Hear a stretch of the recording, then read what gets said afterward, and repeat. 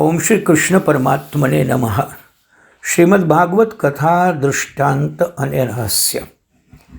આવો આજે વાત કરીએ દામોદર લીલાની. શ્રી કૃષ્ણ પરમાત્મા પરમ પ્રેમનું સ્વરૂપ છે. પ્રેમ અને પરમ પ્રેમમાં તફાવત છે. પુત્ર પત્ની સાથે સ્નેહ એ પ્રેમ છે. થોડો સ્વાર્થ રાખીને પ્રેમ કરે તેને પ્રેમ કરે છે. સર્વ જીવો સાથે નિસ્વાર્થ સ્નેહ એ પરમ પ્રેમ. સ્વાર્થ સાથેનો પ્રેમ એ પ્રેમ અને સ્વાર્થ વગરનો સ્નેહ એ પરમ પ્રેમ. માનવ સ્વાર્થ રાખીને પ્રેમ કરે છે. પરમાત્માને કંઈ અપેક્ષા નથી, જેમ છતાં જીવ સાથે પ્રેમ કરે છે. આ જીવ નાલાયક છે. તે આંખથી પાપ કરે, મનથી પાપ કરે. આ જીવ વારંવાર પાપ કરે છે તો પણ ઈશ્વર તેના ઉપર પ્રેમ રાખે છે. ઈશ્વર જીવને પ્રેમ આપે છે અને તમારા પાસે જીવ પાસે ફક્ત એક પ્રેમ જ માગે છે. જીવ ઉપર પરમાત્મા પ્રેમનો વરસાદ વરસાવે છે અને મનુષ્ય પાસે પ્રેમની અપેક્ષા રાખે છે. પરમાત્મા સાથે જે ખૂબ પ્રેમ કરે છે તેને પરમાત્મા વશ થાય છે. પ્રભુ જીવ પાસે ધન માગતા નથી. પરમાત્માને પૈસાની જરૂર નથી. પ્રભુ તો પ્રેમ માગે છે. મંદિરમાં 1000-2000ની ભેટ ધરવી મુશ્કેલ છે. સરકારને ભેટ ધરવી પડે છે એટલે બિચારા ખર્ચે તે સારું છે. પણ પૈસાથી કોઈ પ્રભુને રાજી કરી શકે નહીં. પરમાત્મા તો લક્ષ્મીપતિ છે.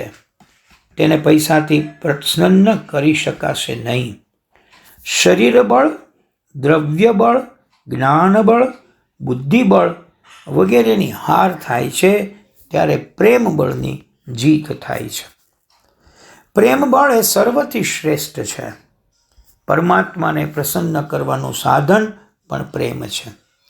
પરમાત્માને મનુષ્ય પ્રેમથી જ વશ કરી શકે. ઘણા પૂછે કે પરમાત્મા સાથે પ્રેમ કેવી રીતે થાય?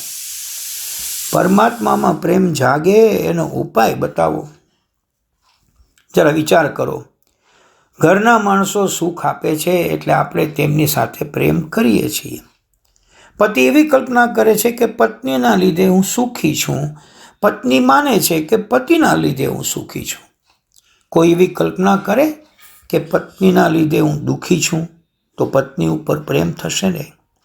ઘરના લોકો સુખ આપે છે એમ સમજવાથી સ્નેહ થાય છે. વાસ્તવમાં કોઈ સ્ત્રી સુખ આપતી નથી. કોઈ પુરુષ સુખ આપતો નથી. એ તો કર્મ ભોગવવા બધા ભેગા થયા છે. બધા ઋણાનુબંધે ભેગા થયા છે. કોઈ માનવ સુખ આપી શકે નહીં. આનંદનું દાન તો કેવળ પરમાત્મા કરે છે. એમ માનીએ તો પરમાત્માની કૃપાથી આપણે સુખી થઈએ. શ્રી કૃષ્ણ કૃપાનું સતત અનુસંધાન રાખવું. સુખમાં તો અનુસંધાન રહે છે, પણ ઠાકોરજીની કૃપાથી હું સુખી થયો છું. દર્દમાં, દુઃખમાં ઈશ્વર કૃપાનો અનુભવ થતો નથી. દુઃખમાં પણ પ્રભુની કૃપા માનવી. મારા પાપ તો ઘણા છે, પણ પાપના પ્રમાણમાં સજા ઘણી ઓછી કરી છે તેમ સતત યાદ રાખવું.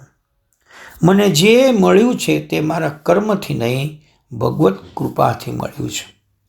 મનુષ્યના પાપના પ્રમાણમાં ભગવાન સજા કરે તો તેને ખાવાનું પણ ન મળે.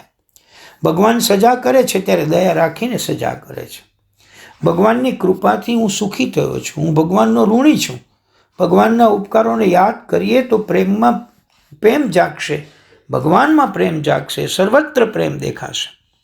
પરમાત્મા સાથે પ્રેમ કરીએ તો જીવ માયાના બંધનમાંથી છૂટે.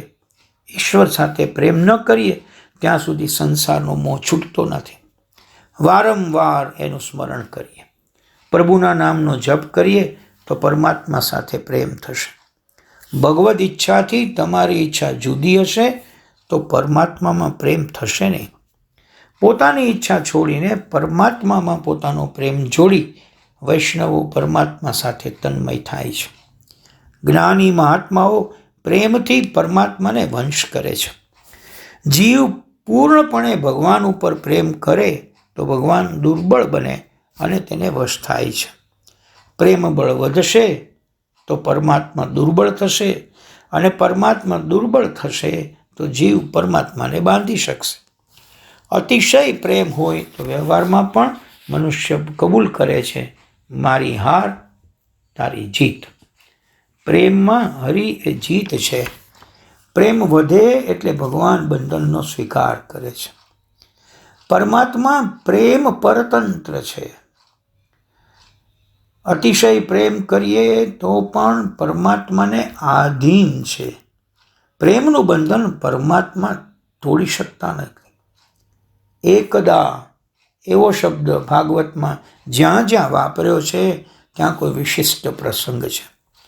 9મા અધ્યાયની શરૂઆત એકદા શબ્દથી કરી છે. પરીક્ષિત કહે છે, આ કૃષ્ણ કથા સાંભળવાથી તૃપ્તિ થતી નથી. કૃષ્ણ કથા વિસ્તારપૂર્વક સંભળાવો.